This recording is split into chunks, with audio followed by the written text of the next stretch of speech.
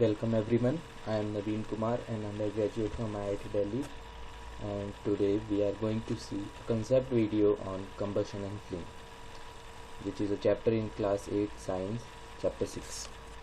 So let us start. So topics covered in this video are: first, what is combustion, and the second is how do we control fire.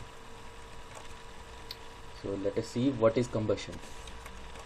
A chemical process in which a substance reacts with oxygen to give off heat is called combustion. So ये combustion जो है एक chemical process है जिसमें कोई भी substance जो है oxygen से react करता है, heat oxygen से react करके heat देता है, तो उसे हम combustion कहते हैं. The substances that undergo combustion is said to be combustible. It is also called a fuel. The fuel may be solid, liquid or gaseous. तो जो भी सब्सटेंसेस कंबशन मतलब जिस भी सब्सटेंसेस में कंबशन हो जाए तो उसे हम कंबस्टिबल कहते हैं, और इनको हम फ्यूल भी कह सकते हैं. और फ्यूल सॉलिड, लिक्विड और गैस इन तीनों फॉर्म में मिल सकते हैं. Sometimes light is also given off during combustion either as a flame or as a glow. So कभी कभार लाइट भी प्राप्त होती है कंबशन से एज अ फ्लेम और अ ग्लो. सो जैसे कैंडल में जब हम कैंडल जलाते हैं तो उसमें फ्लेम जो होती है वो लाइट प्रोड्यूस करती है, इसी तरह ग्लो भी प्रोड्यूस होता है. देखते हैं सम एक्टिविटीज देखते हैं. In the activity 6.1 you have to collect some materials. So ये जो एक्टिविटी 6.1 है ये NCERT की एक्टिविटी 6.1 के हिसाब से एक्टिविटी है. So you have to collect some materials listed in the table of activity 6.1 and then under the supervision of your teacher try to burn them and find out that which substances are combustible and which are non-combustible. Some materials in the list are straw, matchsticks, kerosene oil, paper, iron nails, stone pieces, glass, etc. So हमें ये जो 6.1 activity है उसमें एक table दिया होगा जिसमें कि कुछ मटेरियल्स लिखे हुए हैं जैसे कि straw, match sticks, kerosene oil, kerosene का तेल, पेपर. तो इन सब अपने मतलब टीचर के सुपरविजन में आपको ये इनको मतलब बर्न कर ट्राई करेंगे कि ये जलते हैं कि नहीं जलते, और जो जल जाएंगे उसको कंबस्टिबल कह देंगे और जो नहीं जलेंगे उनको नॉन कंबस्टिबल. ये आप जस्ट सिंपल सी एक्टिविटी है. साइंस नेक्स्ट एक्टिविटी देखते हैं. Activity 6.2 is perform to show that air is essential for burning. तो ये जो 6.2 एक्टिविटी है वो परफॉर्म करी गई है जिससे कि हमें पता चल जाए कि जो बर्निंग किसी भी आग जलाने के लिए हवा की भी ज़रूरत होती है. सो आप देख सकते हैं फिगर ए में ये जो दो वुडन ब्लॉक्स है और ये एक जलती हुई कैंडल है, और जलती हुई कैंडल के ऊपर ये जो सिलेंड्रिकल शेप का जो ग्लास है ऊपर से कवर्ड है, ये ऊपर से कवर्ड है, इसको हमने रखा. सो इसमें जैसे कि यहाँ पे वुडन ब्लॉक्स के ऊपर ये ग्लास रखा है तो यहाँ से एयर पास हो सकती है, तो इसलिए जो हमें कैंडल है वो जलती हुई दिखेगी, ये बुझेगी नहीं. और सेकंड केस में हमने एक जलती हुई कैंडल लिया और फिर सेम टाइप का सिलेंड्रिकल ग्लास जो कि ऊपर से कवर है उसको रखा. तो आप ऑब्जर्व करेंगे कि कुछ देर बाद ये जो कैंडल है बुझ जाएगी. और थर्ड केस में है एक जलती हुई कैंडल है और फिर ये सिलेंड्रिकल ग्लास लेंगे पर ये ऊपर से कवर नहीं है और ना ही नीचे से कवर है, तो सिर्फ इसको रखेंगे और फिर रखेंगे तो जब तक ये ऊपर से कवर नहीं करेंगे तब तक तो ये कैंडल जलती रहेगी. और फिर ये ग्लास प्लेट से अगर ऊपर से कवर कर देंगे तो कुछ देर बाद आप देखेंगे कि ये कैंडल बुझ जाएगी. तो इससे हमें पता चलेगा कि जो एयर है बर्निंग के लिए बहुत ज़्यादा इम्पोर्टेंट है. एयर के बिना आग जलेगी नहीं. You might have heard that when the clothes of a person catches fire the person is covered with a blanket to extinguish fire. So अगर किसी आदमी के कपड़ों में अगर आग लग जाती है तो आपने देखा होगा कि उसको ब्लैंकेट चादर से ढकने की कोशिश करते हैं ये इसीलिए करते हैं ताकि वो एयर का जो सप्लाई है वो रोक सके, जिससे कि आग बुझ जाए। Ignition temperature. When you bring a piece of paper near a lighted matchstick, it catches fire quickly, but a piece of wood not even start burning. This is because of the ignition temperature. जब भी आप माचिस जला के अगर आप paper को लाएंगे तो वो एकदम से आग पकड़ लेती है, लेकिन जब आप किसी लकड़ी को लाएंगे तो वो उतनी जल्दी आग नहीं पकड़ पाती। तो इसका जो रीज़न होता है वो इग्निशन टेम्परेचर होता है। अब इग्निशन टेम्परेचर क्या होता है वो देखते हैं। The lowest temperature at which a substance catches fire is called its ignition temperature. तो जो सबसे कम टेम्परेचर जिस पे कोई भी सब्सटेंस आग पकड़ ले उसको उस सब्सटेंस का इग्निशन टेम्परेचर कहा जाएगा। तो इसके लिए भी एक एक्टिविटी देखते हैं। Activity 6.4 shows that it is essential for a substance to reach ignition temperature to burn। तो ये जो 6.4 एक्टिविटी है ये बताएगी कि अगर कोई सब्सटेंस इग्निशन टेम्परेचर पर तक ना पहुँचे, किसी सब्सटेंस को हीट ना कराया जाए उस टेम्परेचर तक, तो वो सब्सटेंस में आग लगेगी ही। देखते हैं।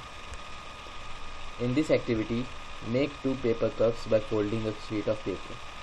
तो कोई भी एक शीट ऑफ पेपर लेंगे, उसको ऐसे ही इस कप के शेप में फोल्ड कर लेंगे। और about 50 ml of water in one of the cup. 2 cup बनाने हैं, एक में आप पानी लेंगे 50 ml पानी डालेंगे, फिर heat both the cups separately with a candle. फिर दोनों कप्स को हीट करेंगे।